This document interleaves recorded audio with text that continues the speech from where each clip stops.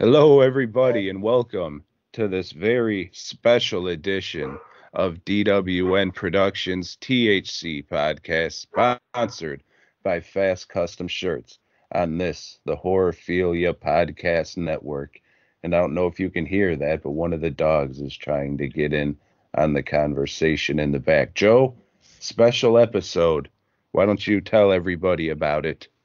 Hey everybody, so this is going to be one of the first, I consider it a major interview that we've had on the show, and we're speaking with Howard Wexler, who he's been all over the place. He's been cinematographer for years and years to this day. He's still doing the job, and we're going to talk to him about his storied career, some of the people he's worked with, and a lot of you are fans of the same type of movie we are, so you're going to recognize a lot of the titles we're talking about. All right, Howard, how are you doing today, man? I'm good. Thank you very much for that beautiful introduction. Oh, no worries. Thank you for being here. Like I told you before, we appreciate it for sure. I didn't know I was that a major of a interview, but that's cool. That's okay. We'll get to that. Well, we have two. We have you and we have Fred Williamson. So I think you're in good company. Right. Okay. So first off the bat, this is, I think, the most important question you're going to be asked today. And that is, how much do you know about September 9th, 2009? That's funny. Well, there might have been an invasion that day. You don't say. Yeah. What was this invasion about? That was a little movie a buddy of mine wrote, and he didn't want to direct it, so I stepped in, and it's on Amazon Prime. It's not a great movie. I think it looks okay, and the directing is okay. I'm proud of what we gave the editor in 10 days. It's a Lachlan Monroe. I forgot his last name. Monroe does a great job as playing, a small town sheriff. And there's some weird stuff that goes on in this little town. Several of the actors whom I cast, who were unknowns at the time, have gone on to do great work in Hollywood. Unfortunately, our effects fell a little short. When people promise you stuff and they don't deliver, it happens. That you just got to scramble a little bit. But The Invasion Begins was a movie I directed in 2009, I believe. Yes. Okay. And I did watch that last night, maybe early this morning, actually on Amazon Prime. And my one question about it was how hard was it finding pants to go with the cop's uniform? Right. Well, this is Hollywood, and if you want a pink elephant to come down the street in the next 2 minutes or next 2 hours, it can be done. Just make some phone calls, and anything you can think of is here in Hollywood, or can be made or manufactured. So we had a good wardrobe lady. I watched part of this movie earlier today too, and you're right. There's a lot of recognizable faces that people may not know their names right off the bat. Once you see them, and, oh yeah, that person from this and this and this. But my question to you about the film is, here you're working with somebody else. Somebody else has handed the cinematography chores. What was that like for you?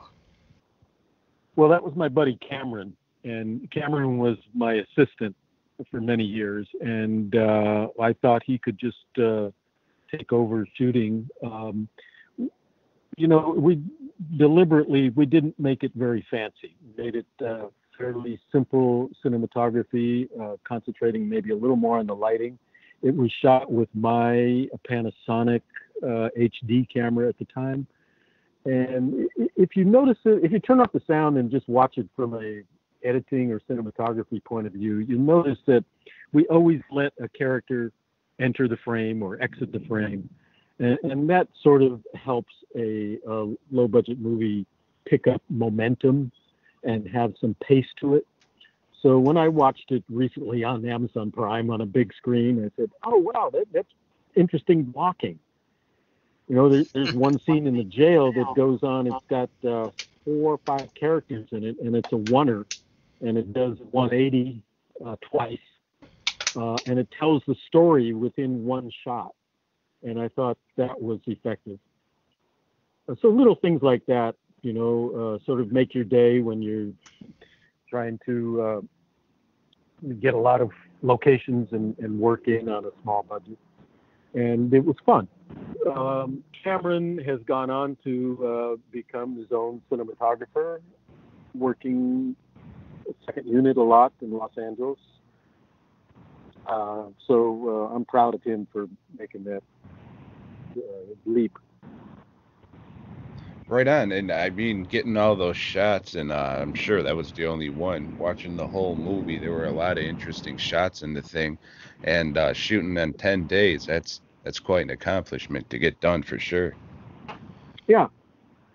Mary Kate Shellheart, who was the 6 or 12-year-old girl in Gilbert Grape, I've always loved her work, and she was great to work with, and she hasn't done much since. She's sort of doing other things right now, but I really liked what she did in the movie.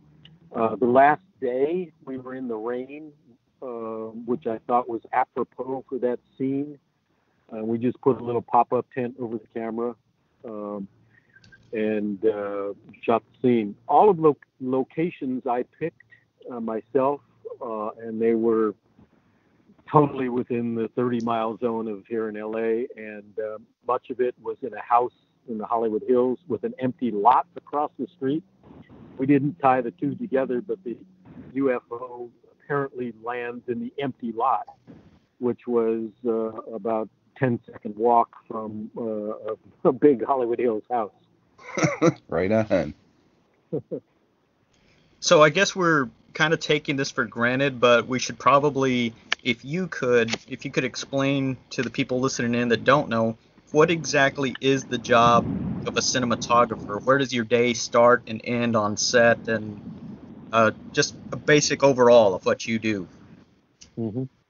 Well, my job, basically in one sentence, is to capture the imagery that tells the story of that moment. Okay, so that's a really simplified, although complicated way of saying that it's my job to help the director tell the story. Okay. I have to help or suggest to the director where to put the camera and why. Okay, very important little sentence, where to put the camera and why. So if anybody in the audience watches a movie, turn off the sound and just think about, well, why did Orson Welles put the camera there? And why? And why did Spielberg do that and why? How is it telling the story of that beat, of that moment? Not the entire story. We're talking about, just a little sliver of the story. So my job is to know where the sun is at all times, when the sun is going to come up if we're on an all-nighter, how many lights we have in our lighting package, what's our crew capabilities, am I working with experienced people, or should I not get anybody electrocuted and keep it kind of simple? Of course, nowadays on a camera, it's much different than the Sedaris days. In Sedaris, we were shooting with an Aeroflex film camera, which had an on-off switch. On the lens was an f-stop and a focus. That was it. Okay. So nowadays, on any digital camera, you've got a 30-page menu that you've got to deal with, plus memory time. So the job of the cinematographer is to support the director in getting the imagery that tells the story. Yeah, it makes sense. And most people just say, yeah, they just take the picture. They're just there to make sure everything's caught on film or on sticks or whatever you're using. But no, Uh-huh. there's a lot more to it than that. Yeah, most people who don't know what a cinematographer does, also known as a director of photography, the two words are interchangeable, are flabbergasted when they come onto a set and see that me as the DP, I never sit down. There's no time for that. There's always the next set to worry about, and not to worry about. I'm not a worrier, but the next set to prep, tomorrow to prep, crew to keep happy and invigorated and excited about the project, which is a real big challenge these days. A lot of people on crew sit around and surf their phones, but on the Sedaris crew or on any crew that I'm on, people are standing, no coffee, no cigarettes, no phones, and everybody's working together as a unit, as a family, because there's a lot that goes on. There's safety to consider. There's the speed of the day. There's the actresses or actors' comfortable aspect. So it sort of goes on and on. And I guess you might call me a senior person. I tend to be one of the older folks on the set these days. Experienced. And experience, yes. And it, I don't flaunt that. Everybody's got great ideas no matter what their age. But sometimes it's experience that helps you make the day safely, get the page count done, make the actors look great, and producers happy, which is the most important thing. For sure. Well, this is supposed to be part of the Summer of Sedaris we're doing on the podcast, and you brought him up. So, how Yeah. actually Hmm. did you get involved with them and start shooting them? Hmm. 'Cause like the first one you were on was Malibu Express, and that was his first one in the series. Yes, that was Andy's first one in the series, a fairly decent budget. Um, and I actually replaced another DP on their third day. Okay. So I was brought to the set by a friend of mine who was on the picture at that time. I was shooting on the Sunset Strip, and I observed what they were doing. I saw their equipment package. And the next day, I was in the Marina Del Rey, California. We're filming on the boat that plays prominently in the movie, including the very last scene. So my first day, this was not my first feature, but it was my first sort of one that I was nervous about because I had heard about Andy and my friend was the line producer on it, and it was a big deal, and there was money at stake, and Hefner was interested in seeing the dailies because Hugh Hefner was a friend of Andy. So it was a little bit of nervous time to be on a boat in the marina, with all windows, with no HMIs. HMIs weren't not even invented at the time. There was no daylight lighting except for a glass unit you could put over a light or a piece of gel or something. And here we are inside this sort of cramped boat. And the camera was, like I said, an Aeroflex 2C, which was built in 1949, maybe, just after the war. It was a World War II combat camera made by Aeroflex and sort of upgraded. But it was noisy. And it had 3 lenses on the front, a 3-turret front with a 400-foot magazine. And sometimes, you could only put a 400-foot magazine on, but it was noisy. So it had to go inside a lead blimp. And that lead blimp, which is not in use anymore, was a sound silencer for this camera. And the lead blimp was maybe 60 pounds. And it went on a Cine 60, an O'Connor 50 head, which is a very small tripod head. So, and to pull focus, there was a hole in the side of the blimp where a mechanism with a gearing device would stick out the side of it, and that's how an assistant would pull focus. Fortunately, the assistant had worked with Andy before and knew the gear. He really wasn't a qualified AC, but he was a great assistant who also became the editor of the film. It was a whole family affair. But that Cine 60 blimp was a rental, and Andy owned the Aeroflex, which I think he shot a movie called Stacy with a few years before, which was shot by John Alonzo, ASC, very famous DP, whom I had the pleasure of talking to one day when he called Andy to say hello on the set. So learning or using all my knowledge to figure out how to light a daylight interior on a boat with slow speed film. In that days, the film stock was maybe ASA 125. That's tungsten. And then it would be 64 daylight. Nowadays, we're talking 800 ASA or exposure index. And back then it was 64. So we needed, quite a bit of light. Andy's lighting package for that shoot consisted of open face quartz lights. And there might have been some Fay lights, FAY, which were 1,000 watt or 600 watt globes, which had a blue sort of paint over the front, which turned that into daylight. So hell, man, I what I loved about working with Andy, I learned a ton. I learned a ton right from the first moment, and luckily I was up for it and could handle it. And the rest of the movie, sort of a family affair. It was Arlene and Drew Sedaris was the second AD, or first AD actually, and some other people, and we just had this script. It might have been 30 pages long if it was that long.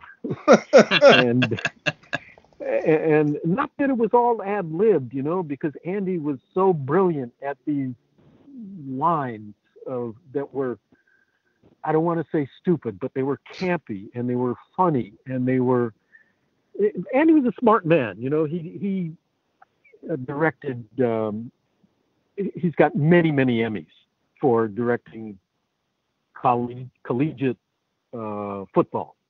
And then he won an Emmy for one of the Olympics when he was there and masterfully technical directed from the truck the USA winning the hockey event, winning gold, I believe it was, or losing gold. I forgot which one. But Andy he was used to sitting in a truck looking at 40 monitors and knowing which one to cut to instantly. So it would be like, take 6, go 7, go to 8, 9, dissolve to 12. So he had a really spontaneous, quick mind on the set. That's interesting to hear. Oh, sorry. Go ahead. Yeah, go ahead. No, that's interesting to hear. Given the titles that he's famous for, without hearing that, I would just think he's a guy that had money, wanted to make movies, and surround himself with beautiful women. Was that part of the case in doing these Lethal Ladies series of films? Andy used to get so embarrassed when one of the playmates or one of the girls was close. I mean it. And in every love scene or shower scene, Andy would hide, basically. And it was up to me eventually, because we never had Videotap. Videotap was not invented for low budget until that we could handle. It was invented by Jerry Lewis way back in the late 70s, but we could never really have a small enough monitor. Flat screens didn't exist. We just didn't have video playback or video tap. So after a take, Andy would say, How was it? My short name was Hal on the set. Instead of 2 syllables, it was 1 syllable. Hey, how was it? Andy would look through the lens at the beginning of the shot and the end of the shot, and he'd know what the millimeter was. We only had 4 lenses, 25, 50, an 85, and sometimes we carried a 10 to 100 zoom. And then second unit would always have a 25 250, which is a very long lens, very slow. You really couldn't use it indoors, but outdoors, it was great. But Andy made sure that Arlene was never within sight of one of the girls when we were half dressed. He was just, he was had a Christian upbringing, Greek Orthodox.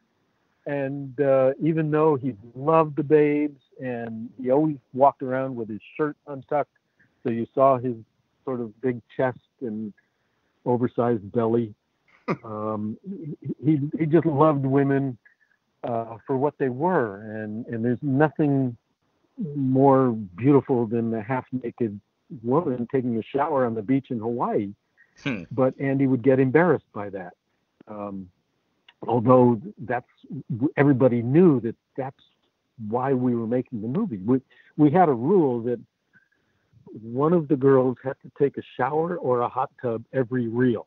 Now, in a feature film, that's at least once every 10 minutes, and that's a formula that holds through most of the movies, at least. Yes, once every half reel. Got it. Okay, so. After all, they're on the one sheet, they're in the trailer, they're half dressed, and they're playmates. So why not exploit is the wrong word, but why not make use of their talents? Their talents, visually, and sometimes they really couldn't pronounce a sentence correctly, but Andy helped them through that. So it was just a lot of fun most of the time. Sometimes, we would get bogged down with something, a special effect would not work, or we didn't have an adequate meal, especially on a lonely island. We had very little camera problems because we always took care of it well, even though we were out in the sun and the sand. Oddly enough, Andy never liked to move the camera unless it was in a boat, a car, or an airplane. I think in Malibu Express, I tried to get him to use a dolly, a little doorway dolly. That's something you put the tripod on, and it's got wheels on 4 sides, and you pull it. And there's a shot of Sybil Danning coming through doors late in the picture, and the camera pulls back with her quickly. And I thought that was apropos with Sybil Danning. She was such a fox, and she was dressed in leather, and she's got this great walk. And just to keep her in the scene longer than just panning with her or a telephoto looking at her, I thought, come on, Andy, this is a great spot. Let's pull back with the dolly. Well, the shot's in the movie, but Andy hated it, and we never did a dolly shot again. Okay. So anytime the camera moves a lot when it's in an airplane, car, or boat. Do you have any wild stories about shooting on any of those vehicles? Because I mean, it's not like shooting on the ground.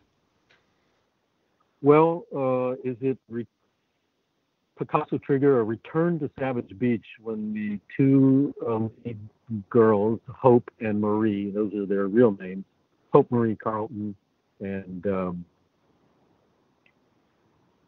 forgotten her name. Oh, son of a gun.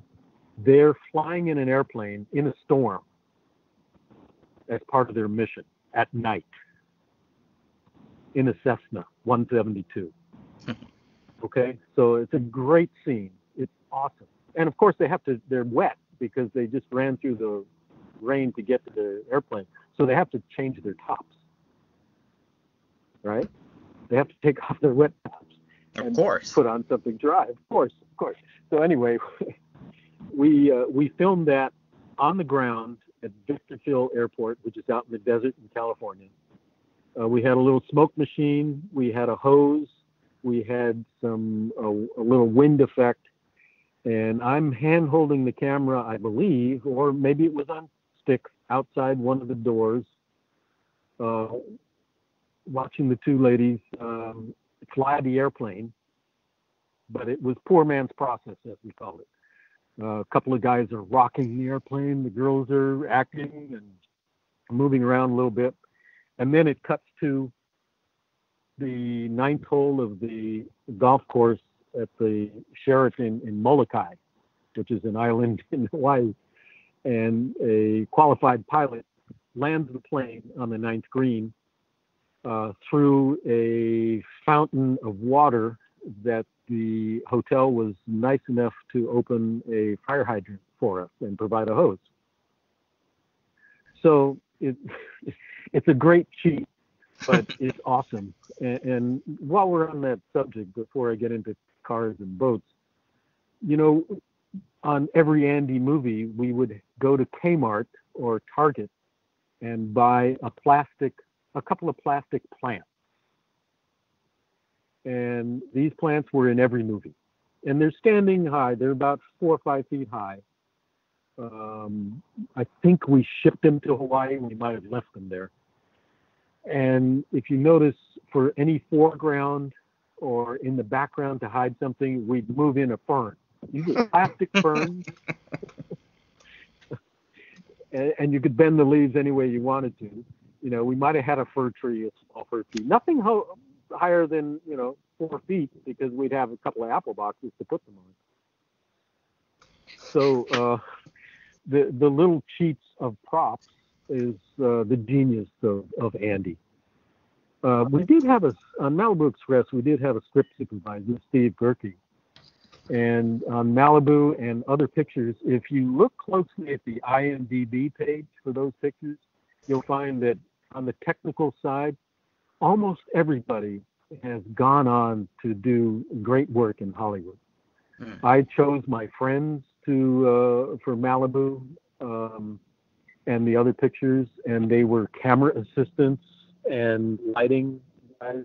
And now 2 of those people are ASC DPs. Marshall Adams shot Felicity. He did Grimm. He's all kinds of TV shows, NCIS.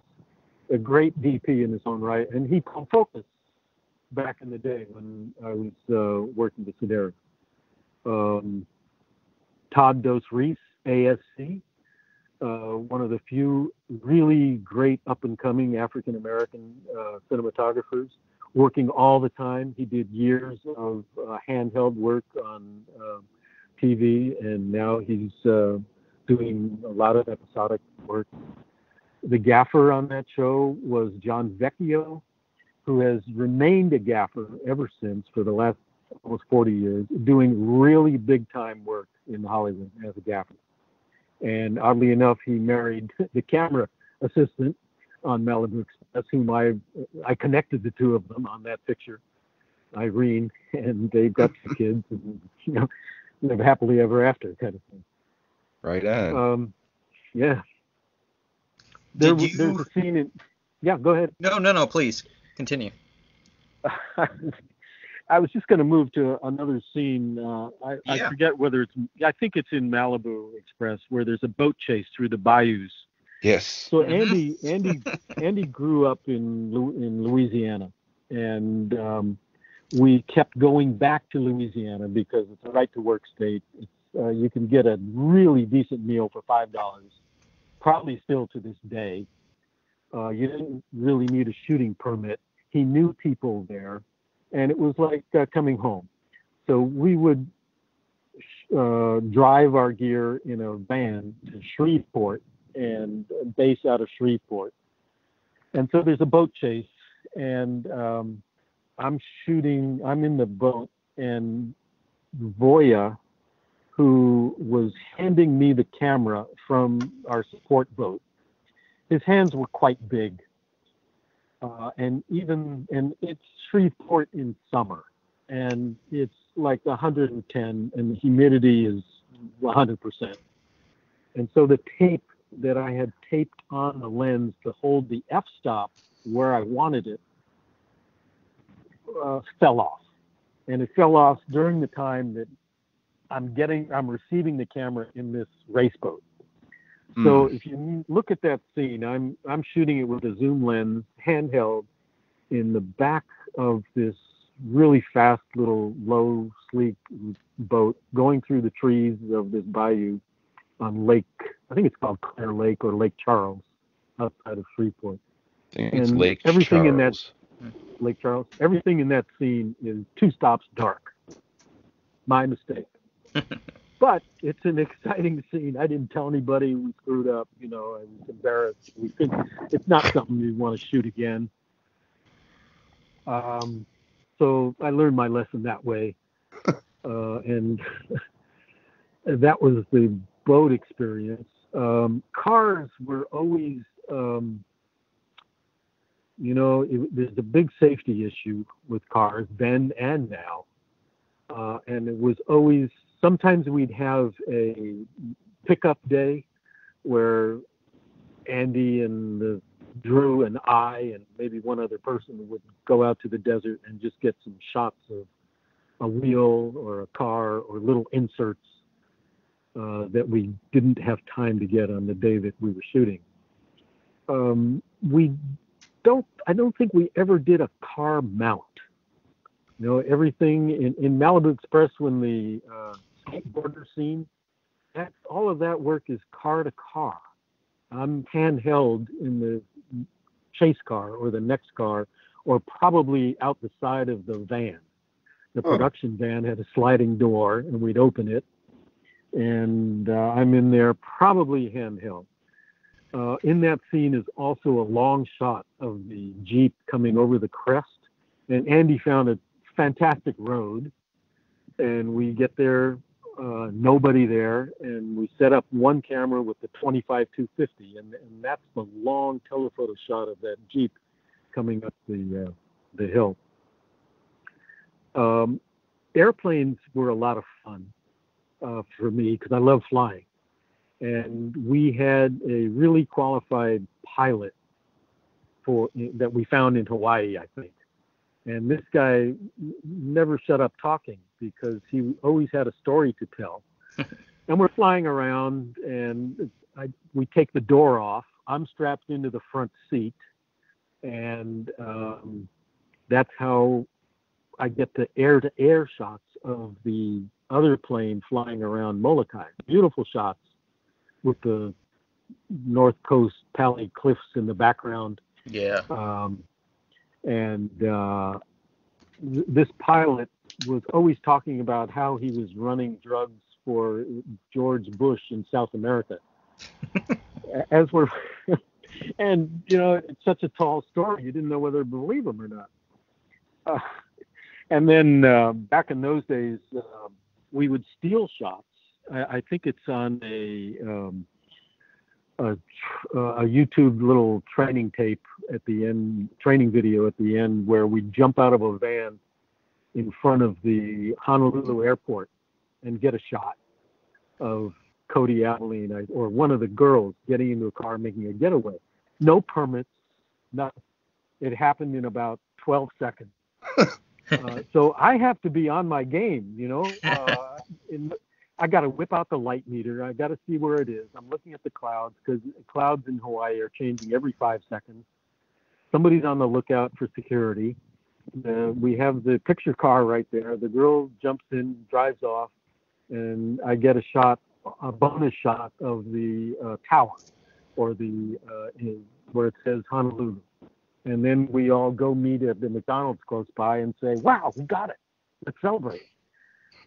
So lots of little stories like that. We stole shots in Shreveport and all over the place. But the Cessna, I had done some previous helicopter work, and I knew that there's a lot of vibration. So my rule then was to always use a hotel pillow on my lap. And a hotel pillow tend to be pretty new, so they absorb a lot of vibration. And I think that's how we got those shots air to air. And it's smart thinking. smart or stupid or whatever. The door's open. I'm in with a seatbelt. Of course, we put grip tape around the latch of the seatbelt. But you're hugging the pillow, so you'll be fine. Yeah, right. And on one of those trips, I'm with and the two of my grip guys, or two of the guys on the crew, are in the back seat along for the ride, just because it was a thrill to fly around Molokai, open door Cessna. But we're coming in for a landing at Honolulu Airport. Pretty empty by then, in those days. And this pilot, who was flying drugs for George Bush, said, "Okay, I'm going to slip it in. Watch this, guys."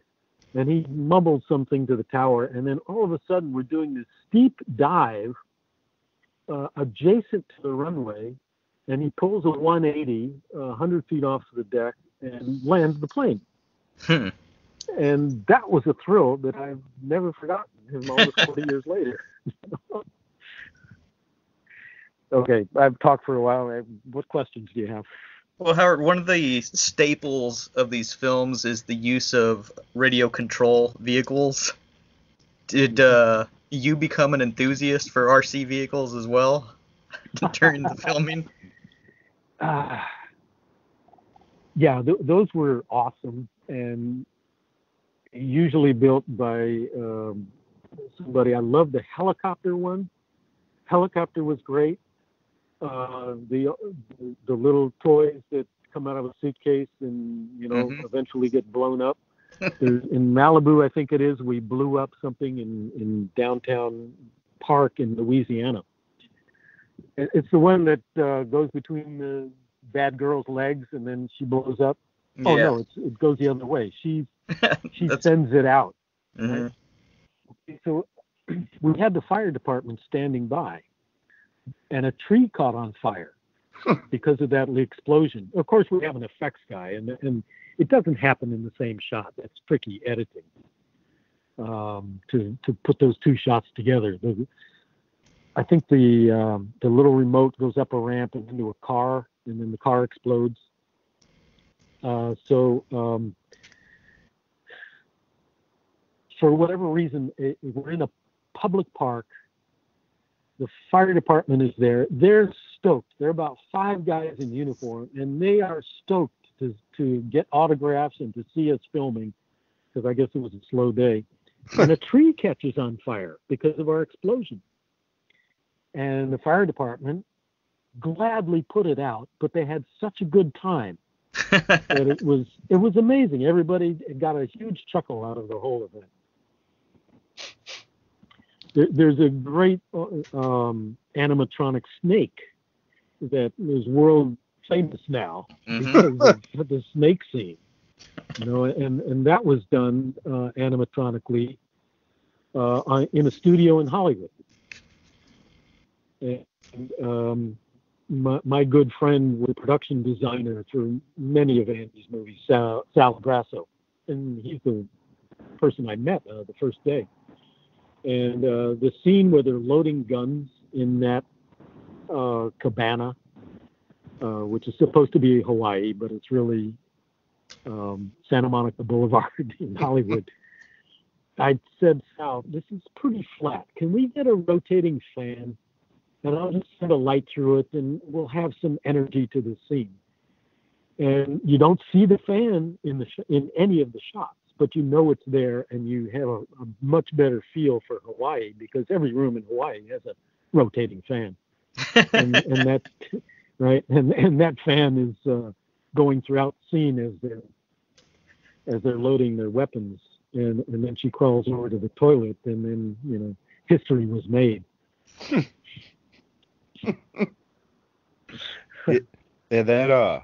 The snake scene coming out of the toilet with the dude coming through the wall and then blowing it up with a rocket launcher, that has to be the internet's favorite Andy Sedaris moment. Yeah. Well, that's Andy's genius, to combine on-set Hollywood with what we were going to build or what we had built in Hawaii. I forget which came first. For many of those explosion scenes, there's a little camera called a IMO, which again was a Bell and Howell invention for World War II combat cameramen. Excuse me, what did you say? What did you say the name of the camera was again? IMO, EYMO. Ah, okay, thank you. And made by Bell and Howell, and it's a wind-up camera. So you wound it up, and you got maybe 30, 40 feet of a run. Sometimes you could get more than that, depending upon the camera. And actually, the first shot I ever did in Hawaii was with an IMO. It's where the dummy falls out of the high-rise building in downtown Honolulu and falls to his death. I'm on the ground with an IMO. And this is you're not looking through the lens, you're looking through a viewfinder, and you're holding this thing, and it's like being in combat. So even though it had 3 lenses on the front, I have to follow this from a 12-story building. And the guy, or Andy, was up top. He wanted to throw the dummy out of a balcony along with a quantity of broken glass. So you see glass coming down. And I'm the guy who did that shot, and I nailed it on the first take. Anyway, the IMO is something Andy owned, and we would put it into a blast housing, which is, again, a lead case with an opening for the lens. So we could get that close to any explosion, and it was triggered. You'd turn it on and run, and then the effects guy would blow it up. So sometimes the person who was running away, his back was to the explosion and didn't get to see it. The 2 other cameras were stationed nearby to get the explosion, and then sometimes we rent a Arri 3, which is a high-speed camera, not quiet but noisy, that would film slow motion. So the slow motion shots when the helicopter blows up and all the little stunts happen, that's with a high-speed Aeroflex.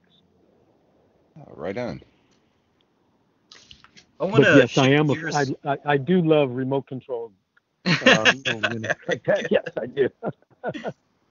I want to shift gears a little bit.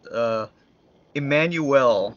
Now, that's a name known to most of our listeners. Anybody that stayed up at night watching Cinemax back in the 80s had to have seen an Emmanuel film. Now, you got to work on 3 of these. Can you tell us a little about those films? Well, I think I did Emmanuel, the movie, number 3, was it? And then we did Emmanuel, the series.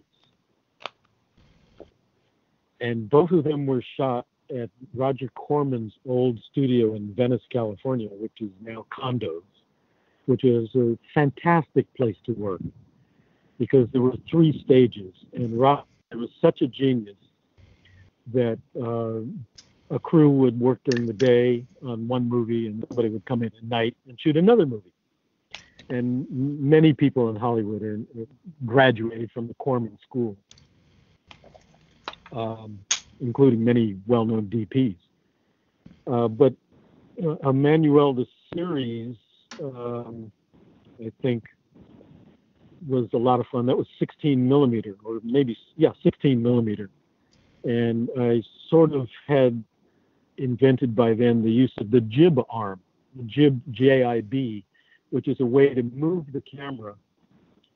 Even though Andy wasn't into moving, I was always, somehow my eye gravitated toward giving the audience interest, no matter what movie, by moving the camera subtly or radically, up, down, right, left. And in those Emmanuels and another series we did down there, another R-rated Cinemax series, the A camera was I operated and on a jib arm, and we did some really fantastic work photographically, I must admit. All of that work down there. Interestingly enough, Andy, the Sedaris movies are now distributed by Full Moon or on the Full Moon website, and I do a fair amount of work for Charlie Band, Mr. Full Moon. Mm-hmm. So it's 40 years later. It's kind of neat to see Andy movies on the website, as well as Blade and Puppet Master and some of the more recent Full Moon movies. And a few years ago, Charlie Band wanted to do a one-on-one with Roger Corman, which we did in Roger's office. And then see two of those guys, sort of Lloyd Kaufman notwithstanding, two of the West Coast geniuses of low budget and exploitation and even some sexploitation. That was a thrill to be in the room with those guys. So I don't remember too much about Emmanuelle. I know the actress. I thought she had a great career ahead of her, but she didn't manifest to anything. Just really quick, how much time do you have left? Because it looks like I still have about a page of questions, and I don't want to hold you too long. You're not. I'm actually enjoying this, Tom. Thank you very much. I really appreciate the opportunity. I hope you'll archive this and put it on a couple of backups so it doesn't disappear. Oh no, for sure. I just wanted to jump in. I got plenty of time. Okay, cool. It's nice to reminisce. Right on. Appreciate it. Okay. Speaking of time, what was about the average shooting schedule? Like, how many days did you shoot? How long did you shoot? And was there time for the actor persons to learn their lines? Mm-hmm. Well, Ron Moss came from TV, so he knew his lines. And you know what? Those lines are maybe 3 lines long at the most on an Andy movie, right? Yes.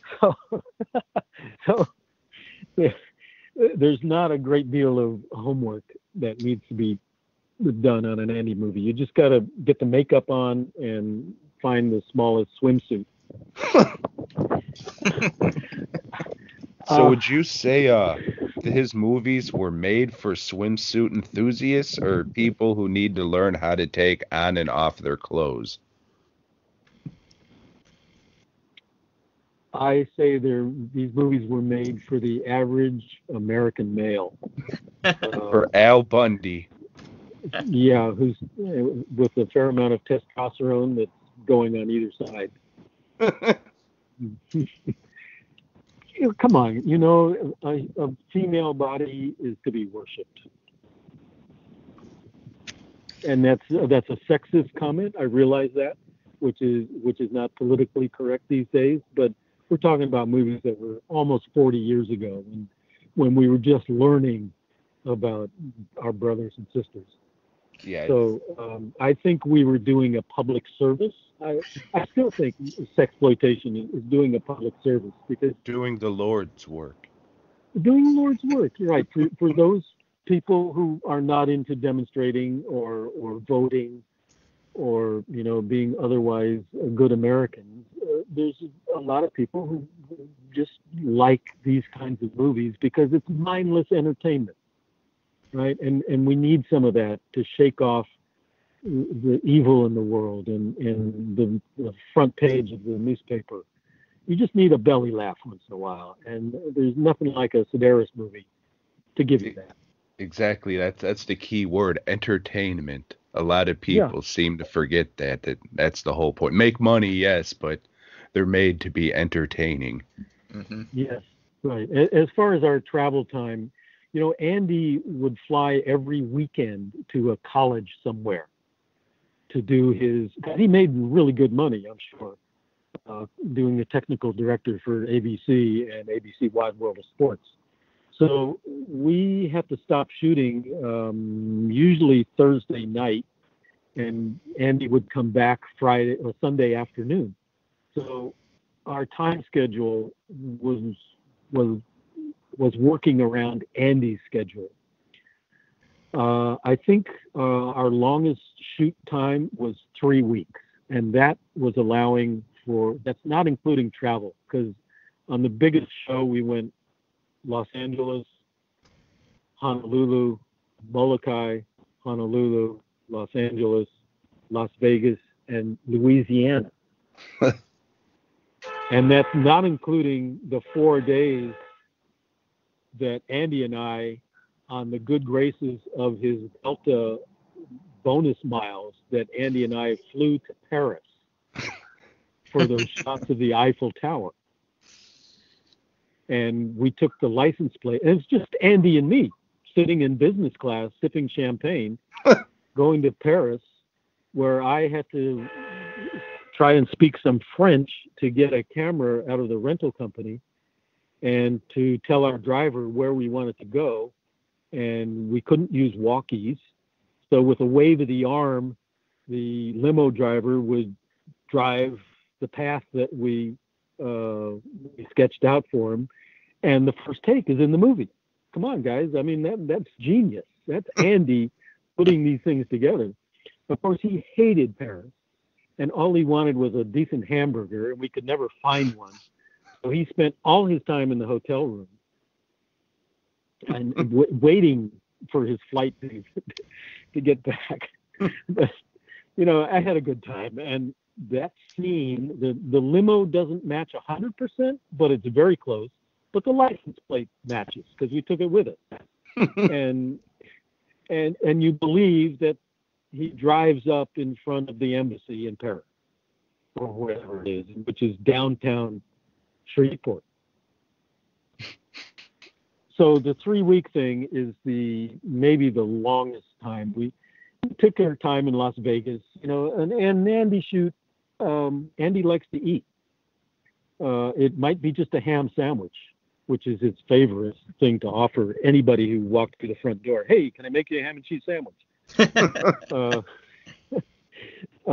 So, you know, we would have fairly decent sit-down meals, usually at the buffet in Las Vegas or the restaurant at the hotel in Molokai or some other little place. In Las Vegas, when we were out in Henderson, which is where Tom Devlin lives, as a matter of fact, there was nothing out there. So all we ended up with was a $5 buffet line. And that was a little radical because it was obviously canned peas and canned this and that.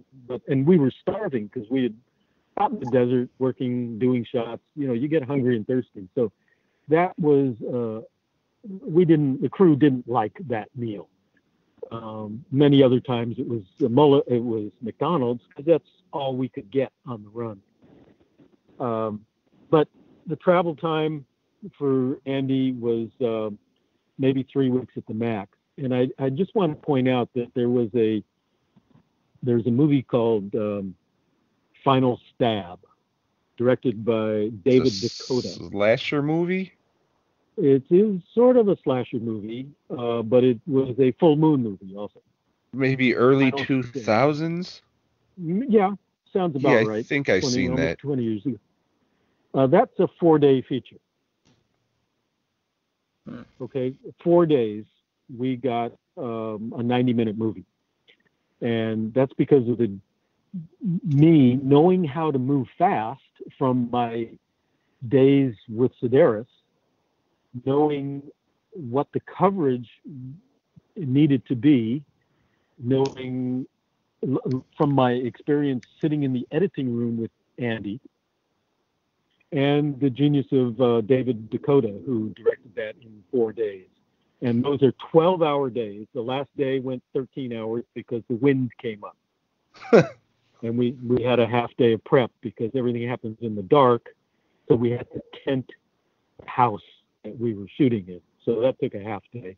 But the entire movie shot on a movie cam on a jib arm with a 1,000-foot magazine, which is a tremendously huge beast of a camera, and a Dutch head because David Dakota liked to rock the camera back and forth.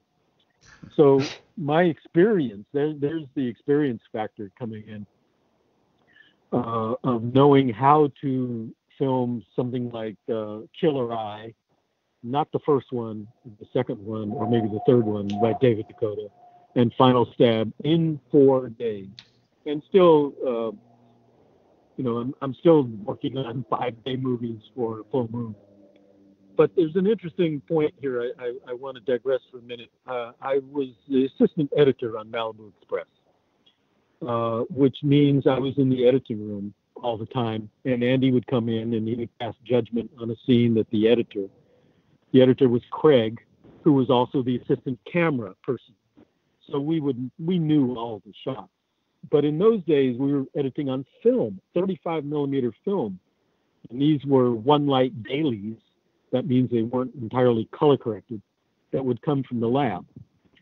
So we would be on a flatbed 6-plate steam deck or an upright moviola and cutting these scenes together. And this is how movies have been made in Hollywood for 80 years on an upright moviola, where you would come to your edit point. You'd figure out where the edit point was. You'd draw a China marker line. You'd take the film out of the moviola. You'd bring it over to your table. You'd cut it with a blade. You'd put the new piece of film on. You'd splice it together with tape, and you'd look at it. Okay, so each frame is 1/24th of a second. Let's call it 1/4 of a second. Now, if you took one frame out too much, you could not put it back. Okay, the splicer could not splice one frame. So if you really needed it back, you'd have to call the lab and tell them you need a reprint of that scene. And you give them the scene number, the can number, and they'd go to the negative and make a print, and you'd get it 3 days later. So the genius of Andy knowing when to make a cut and exactly where. Maybe we'd be a little long first, and then he said, no, take 2 more frames. That shot needs a 2-frame cut. And Andy could tell what a 1/4 of a second difference would make to the audience. And I carry that with me today. When I'm watching a film, many, many times I say, oh, wow, why didn't they make a 2-frame cut? Why didn't they shorten that 2 frames? It would have made a huge difference. Okay, on to your questions. Okay, one thing that brings up for me is since you've been at this game for quite a while, can you tell us about some of the changes in technology and what they've added and maybe what we've lost because of that? Mm-hmm. Well, I'm just going to go back to my opening where I said, I'll elaborate a little bit. It doesn't matter what kind of equipment you have. It's where you put the camera and why. Mm-hmm. Okay, so that little lens that the audience is going to relate to, that image, we can put it in more places now. We can move the camera a little bit more efficiently. But as far as technology, yes, the camera has an autofocus and an auto sensor and an auto this, auto that. And those are helpful, but to me, it sort of takes away from the purity of filmmaking. Mm-hmm.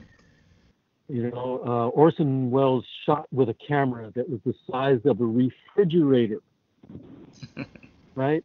And he couldn't even look through the lens. It was a non-reflex lens system where you had to look through a finder. But look at those compositions and look at the beauty of how he moves that camera as big as a refrigerator and how he tells the story. Yeah, nowadays you can make you make a movie with your iPhone or GoPro, and it's all there. But I think we're still missing the basics of filmmaking. Where to put the camera and why? What are we telling the audience with this shot? Now, I've evaded your question a little bit because I'm not. The technology is great. Yeah, HMIs and LEDs now You can go faster, quicker with a smaller package, a smaller truck, a smaller crew. All of that's true. It still comes down to what's on the page. Yeah.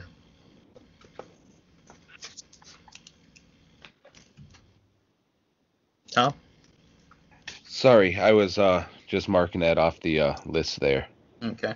Okay, so I guess if I would have to say, I think it's the census, but Donna Spear would be the Sedaris girl. Do you have any stories about working with her or how she got involved or anything?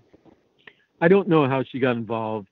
She was a playmate, and she was always awesome, always a team player. She and Hope got along really well. I'm sure there were cat fights in the makeup room that I wasn't privy to. It always happens, but it didn't come out on set. I'm sure they had their off days. I'm sure, they were sweating a little too much when they shouldn't have been. But we were all so close when you're filming a hot tub scene or a bedroom scene or in an airplane. You get to know each other really closely. So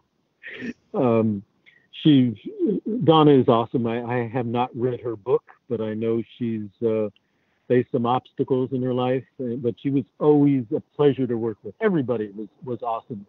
I really like Roberta Vasquez. Yeah. She was great, especially on the back of a motorcycle. Lena Vertmiller, who's no longer with us, she's got that iconic shot, which I think I have to take credit for, out at the racetrack where the camera is behind her butt a little bit. But that's, that tells the story, doesn't it? Come on, guys. And she was awesome. She was terrific as Cody's girlfriend on the boat. She was always a lot of fun, a lot of energy, really great. One of the first movies, I forget which, I think it was Guns.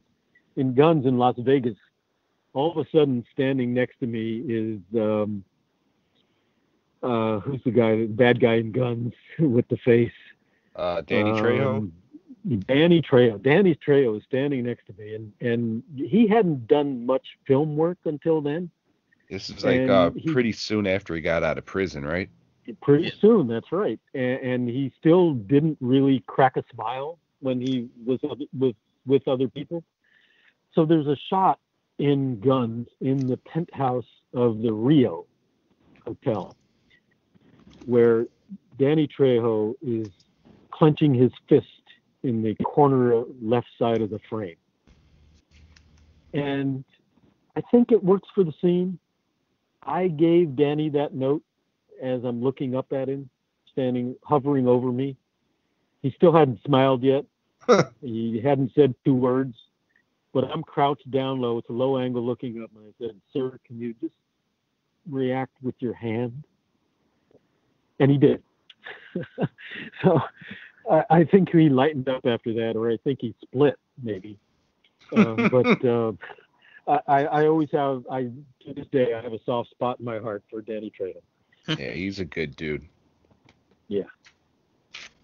Speaking of other actors, do you have any stories of Marcus Buff Bagwell from Return to Savage Beach? Well, Marcus and his sidekick, right? Who's the sidekick? Was it Lodi? Marcus Bagwell. He was the wrestler. Marcus was the wrestler, yeah.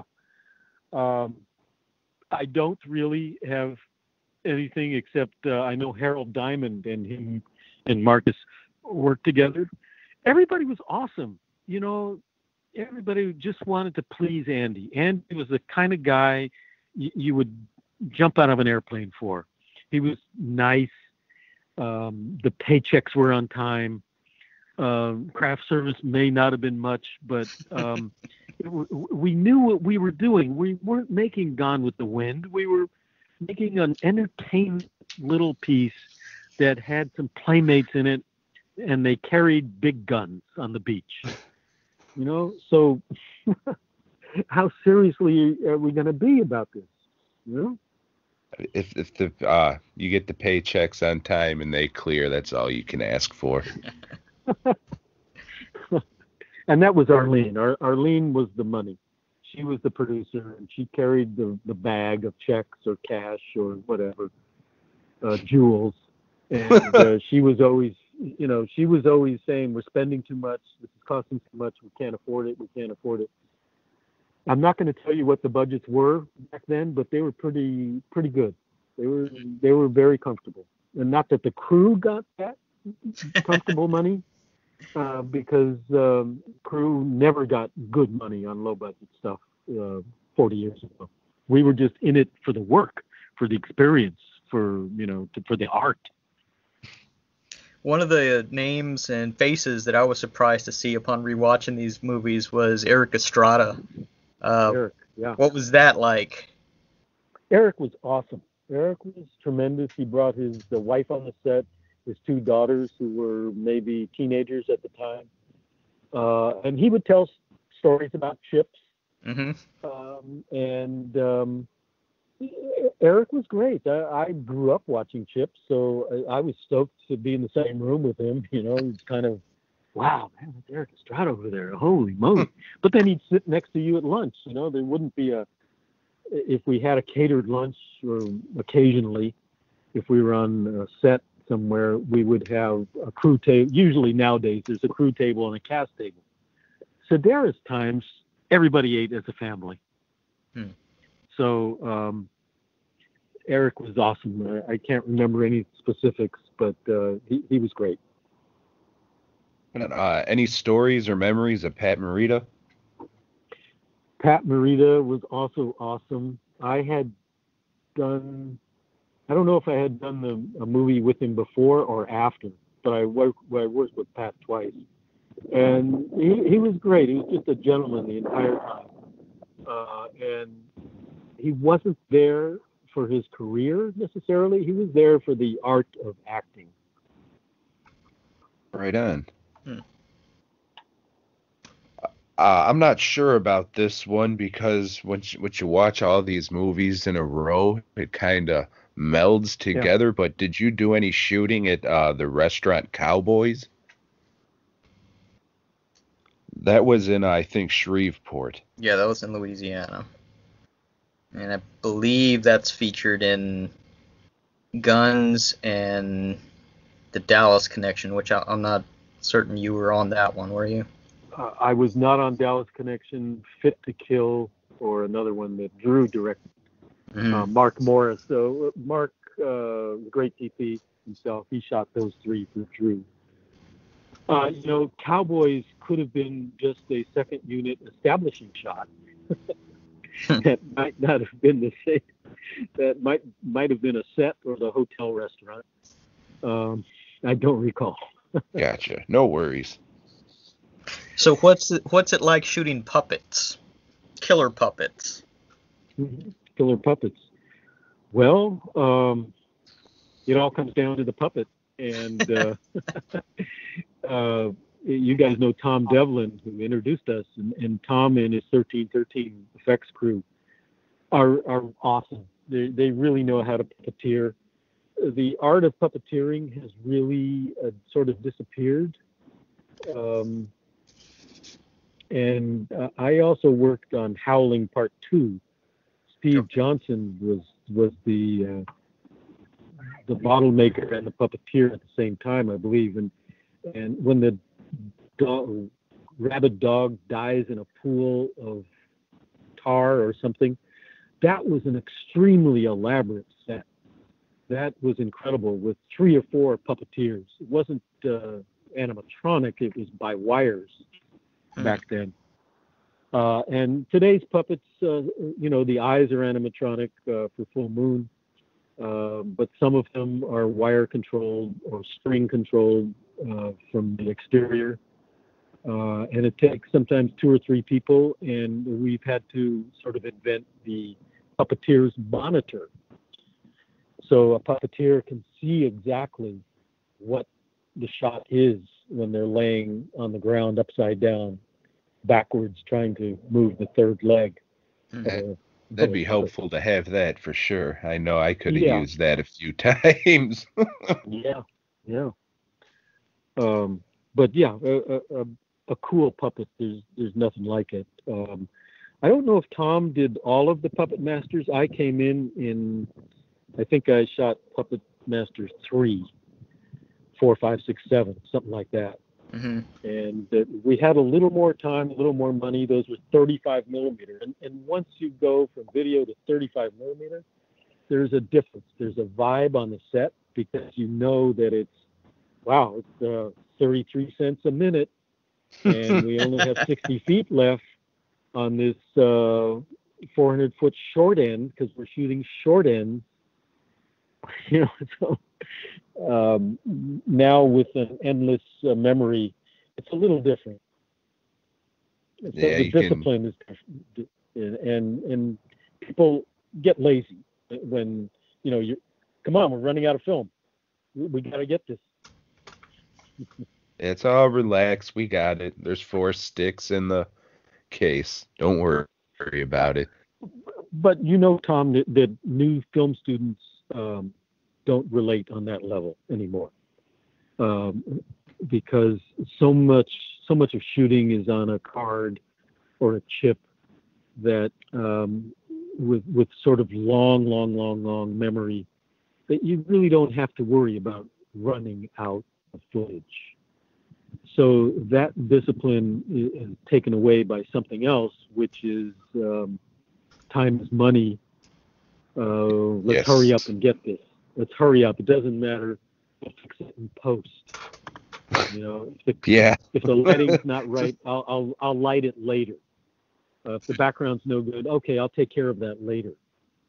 That kind of thing, which has to be accounted for because that's where we are in this creative art. And on the most recent Blade from John Lachago, distributed by Full Moon, one of the 10 deadly, that took almost a year in post for John to do little tweaks and fixes and work his magic. So a year is a long time to sit on a project. Yeah. One more little piece of trivia. Malibu Express, we worked on it so hard, and Andy was so proud of it. It was his first movie after 7. Where should we, and I'm in the editing room every day, which was the garage of a condo in Van Nuys. Andy did not want to edit in his house, so we got an editing setup in a condo with a kitchen. So we'd always have a ham and cheese sandwich. Andy could drive in his Corvette, 68 red convertible Corvette, down from his Beverly Hills home to check footage.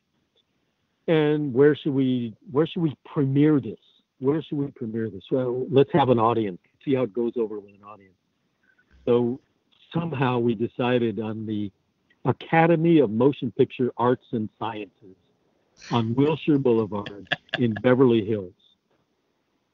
Well, we were too naive or too close to the picture to know that was absolutely the wrong venue. It holds 2,000 people, right? And it's for Academy screenings.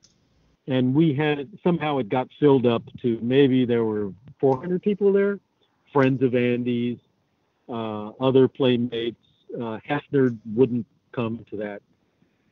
He had a private screening at the Playboy Mansion. And we got the brand new print and we screened it, and Andy was so sick afterwards. He knew immediately when he walked in the room that it was the wrong place to show an Andy movie. Now, nowadays, with a little bit of,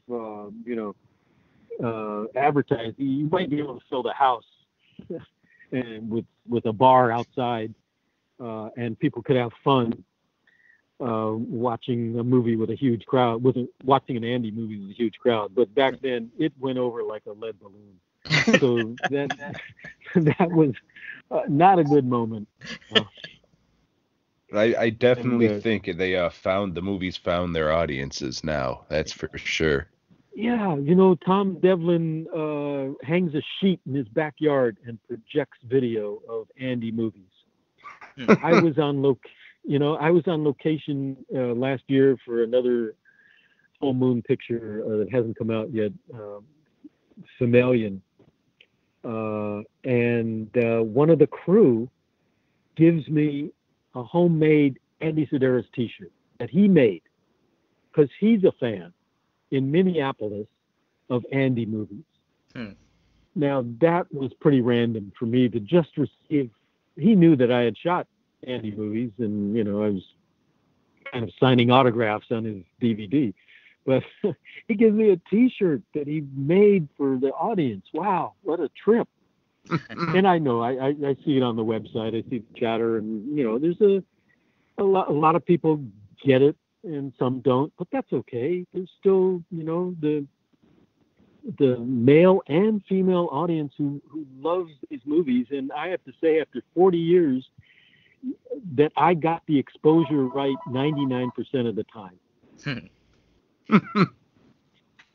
So I take credit for that. I take credit for how they look now in remastered to HD.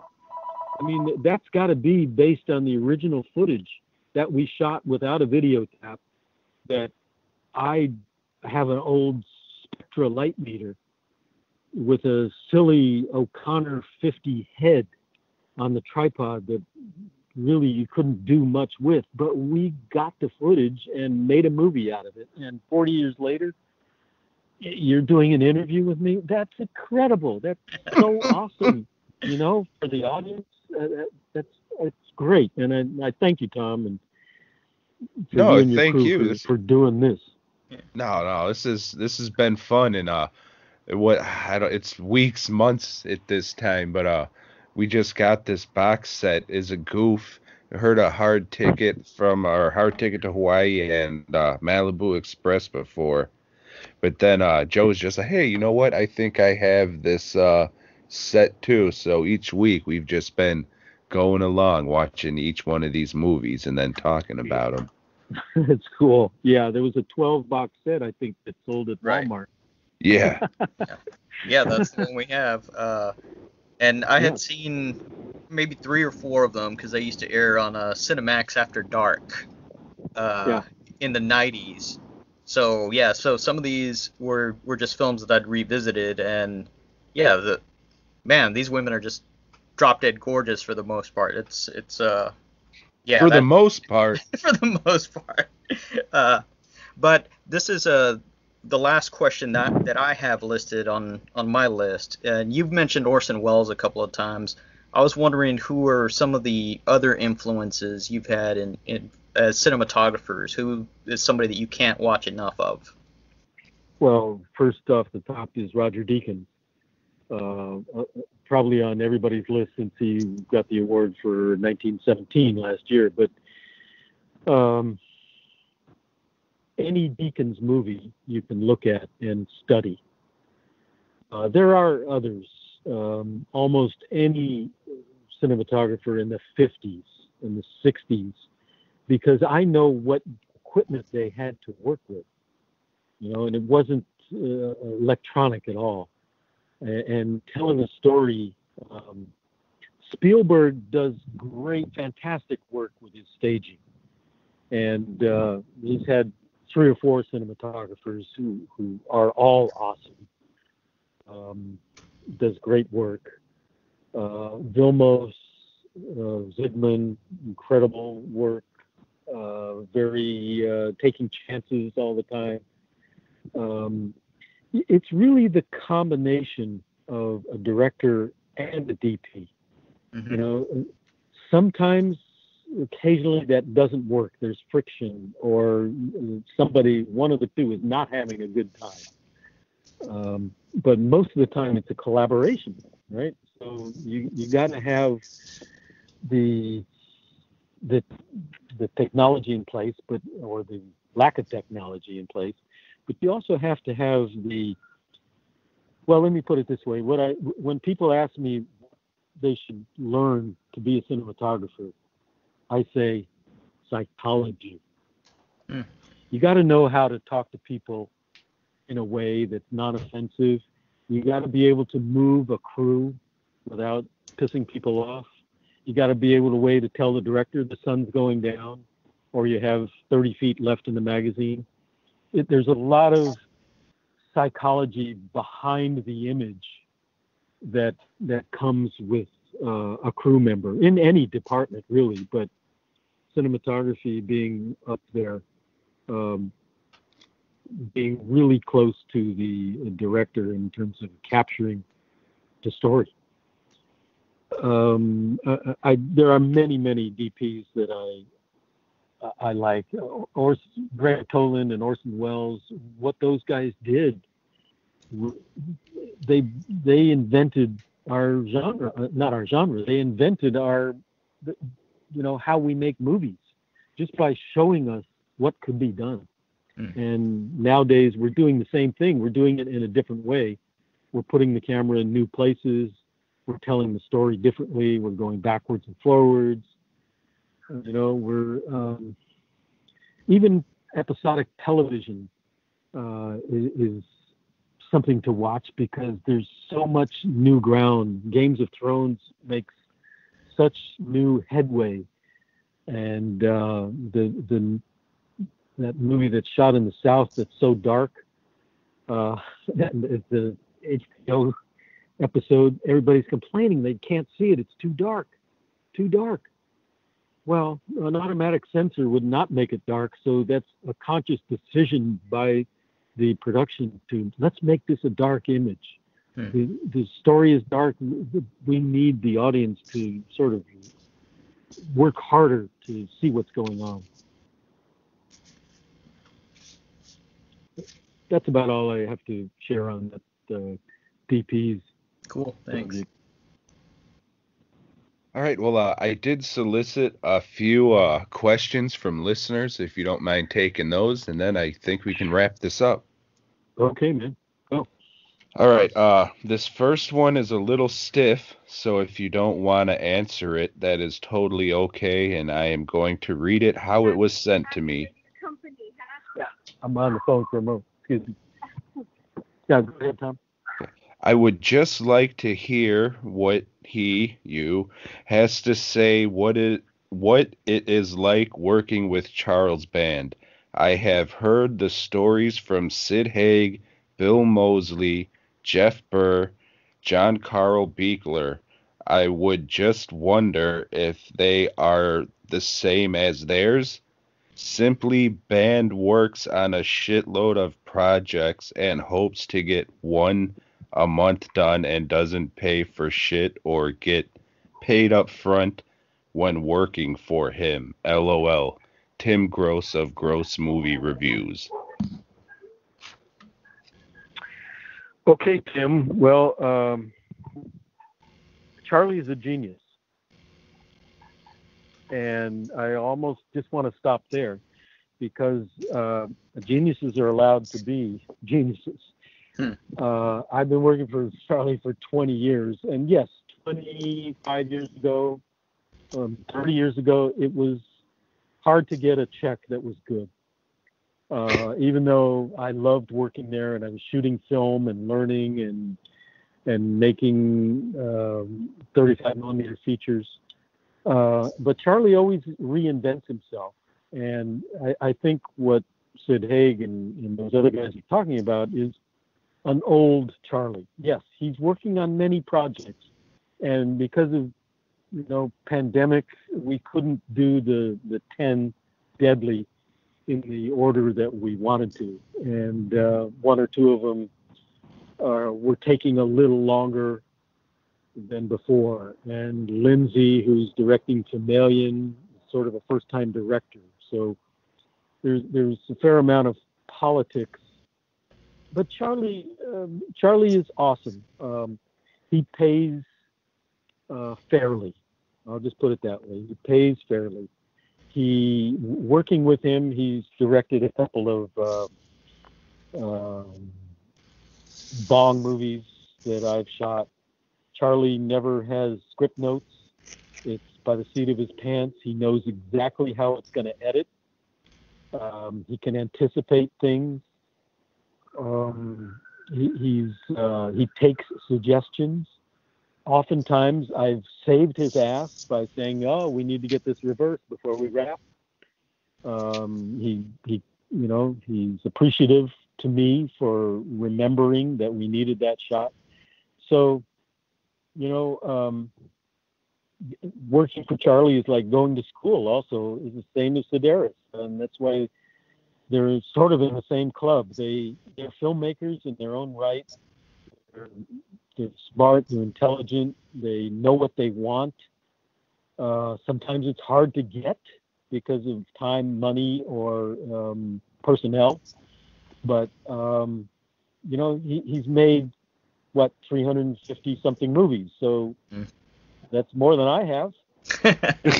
More than most people. You got to credit him for that. Yeah. Sounds fair to me. And Charlie's brother, Richard, does fantastic music, just incredible themes and music. And there was a Puppet Master 2 ago about the Nazi Puppet Master that has such nuanced music by Richard Band. It's an incredible looking movie. It didn't get great reviews for whatever reason, but if you watch it silently, I think it's a beautiful film. We shot it all in 5 days in one location, downtown Los Angeles in a warehouse. But I think between me and Jeff Jones, the colorist, who did a fantastic job, and that's not even 4K. That was shot HD on the 10-year-old camera that Full Moon owns. We just rent lenses for it. So, it's not the camera that's going to make a difference. It wasn't shot on Red or Alexa. It's a full censored Sony X100, sort of the first box camera that came out. So Charlie learned from his father, who made a lot of movies in Italy, and Charlie was on the set all the time. And then he just loves film, man. You can see by his releases that he loves every kind of genre.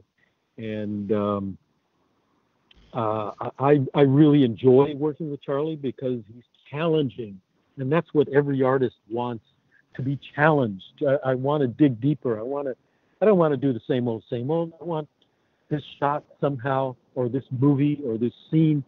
Challenge me, Charlie. Tell me what you really want, and I'll tell you if we can do it in the next 5 minutes or not. So there's a give and take working with Andy, and the same with Charlie. Right I hope on. that answers his question. Yeah, I think he got more than he wanted, so thank you. This next question comes to us from Chris Holmes of Conspiracy Theory Podcast. He asks, I'm a big fan of the Invisible Chronicles. Do you have any fun stories to share about the boys on the set? I'm not sure I worked on that one. Okay, there's your answer, Chris. Better luck next time. Unless it changed titles or something else. But The Invisible Man, I think, was a David Dakota movie for a minute. I can't answer that question. I'm sorry, guys. Okay, no worries. Problem. Thanks, Chris. This one is from Albert Wesker. I love Double Impact. Is Jean-Claude Van Damme a cool dude? Okay, so I was second unit on Double Impact. I shot the opening scene where Van Damme is in a convertible, I believe, driving through Hong Kong. And that was shot on a soundstage in Chatsworth in 35 millimeter with a Mitchell camera that was slaved to a rear projection camera. In those days, it was film projected on a screen behind the actor. And my camera, or the A camera, is filming the actor and also seeing the rear screen projection, which was downtown Hong Kong. And so, yes, Van Damme was awesome to work with. He was a very nice man. He knew he was in perhaps going to be a fairly successful movie. That scene was lit very interestingly by me and my gaffer. I have a small crew on this kind of stuff. It's me, a camera assistant, maybe one or two other people. But we built what we called a Christmas tree, which was rigged out of grip stands and things. And we had multicolored lights on 4 arms of this. And this rotated above the car that Van Damme was in.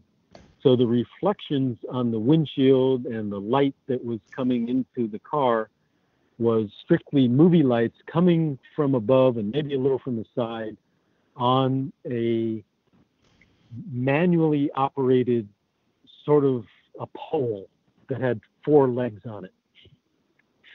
So, and I've used that technique several other times.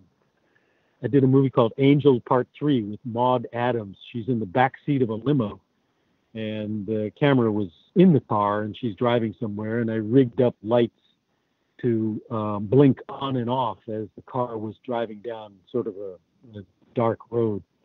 We did the same thing in Ouija's, which was Danny Draven full moon film, came out last Halloween, where the couple is driving down the streets of Las Vegas. And I had 3 PAs turning on and off lights as the car is sitting in a parking lot with a black backdrop in a hotel in Las Vegas. And that cuts in seamlessly with the point of view shots of Las Tropicana Boulevard or Las Vegas Boulevard. And you see the lights play on the couple as they're driving. So the Van Damme was awesome to work with. I was second unit for a lot of that picture, which was on a World War II ship in San Pedro, California. And I should mention also at this point that I am not related to Academy Award-winning cinematographer Haskell Wexler. Haskell was a family friend, as well as Conrad Hall was a family friend, because my dad sort of came from the same era and knew those guys.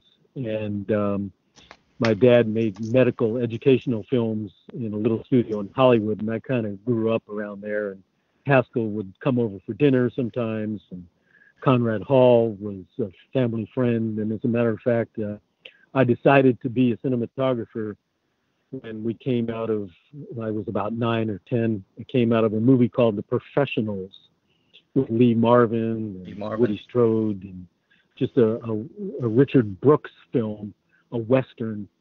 And I came out of there and I knew that Conrad Hall was the cinematographer for that movie.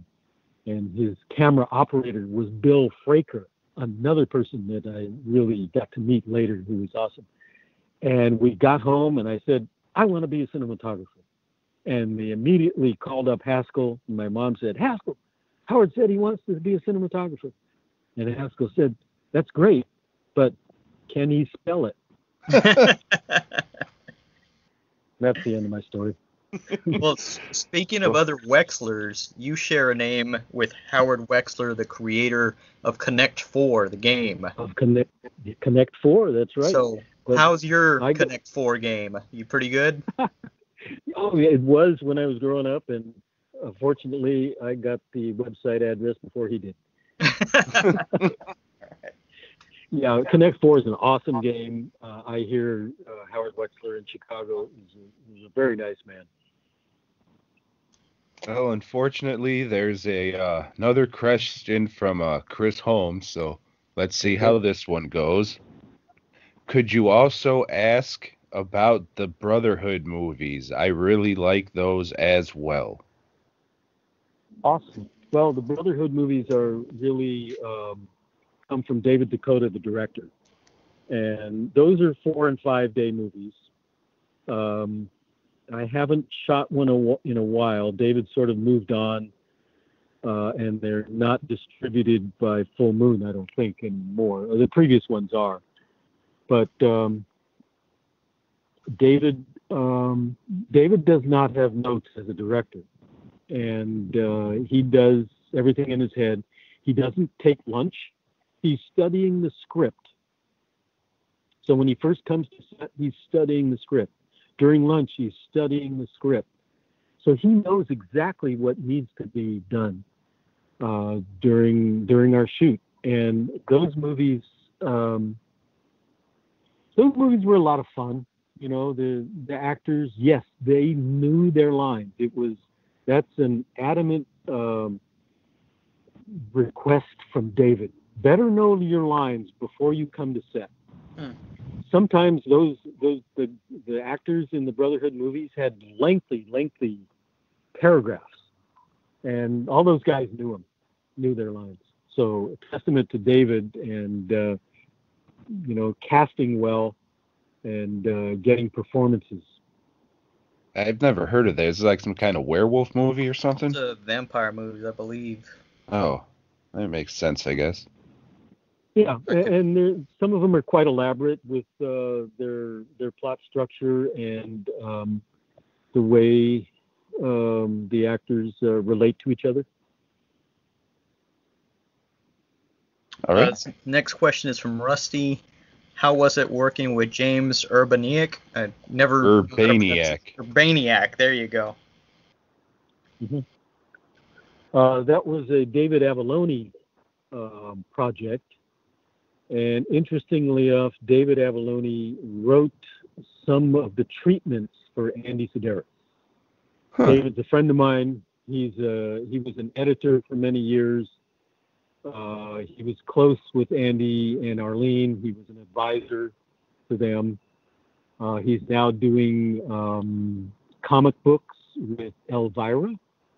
And he's doing some work with the guy who invented the Turtles. Kevin Eastman. Kevin Eastman, who was also married to Julie Strain. Julie Strain was in an Andy movie. It all comes back to Sedaris, huh? Doesn't it? Isn't it amazing how there's only 12 people in the world? And by the way, Julie was awesome. Kevin was really in the that was back in the highlight days of Turtles, Mutant Turtles. And we were in the backyard of Kevin's house, and they were married at the time, and Julie was in perfect health then. And she was awesome. She sits in a big chair in a scene, I think, or another actor does.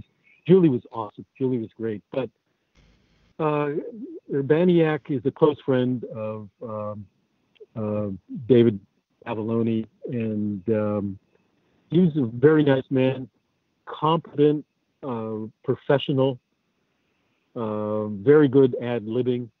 I didn't interact too much with him. Both shoots I was on with him took an hour, because we worked fast. Right on. So, I hope that answers his question. Yeah, I think he was asking because he's a Venture Brothers fan and he does one of the voices for it. I have James Urbaniak I'm familiar with. Okay.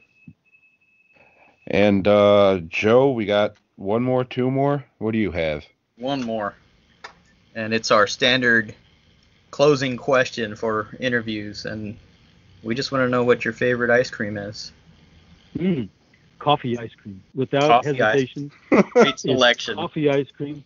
And I would go for the Haagen-Dazs coffee. I am also a fan.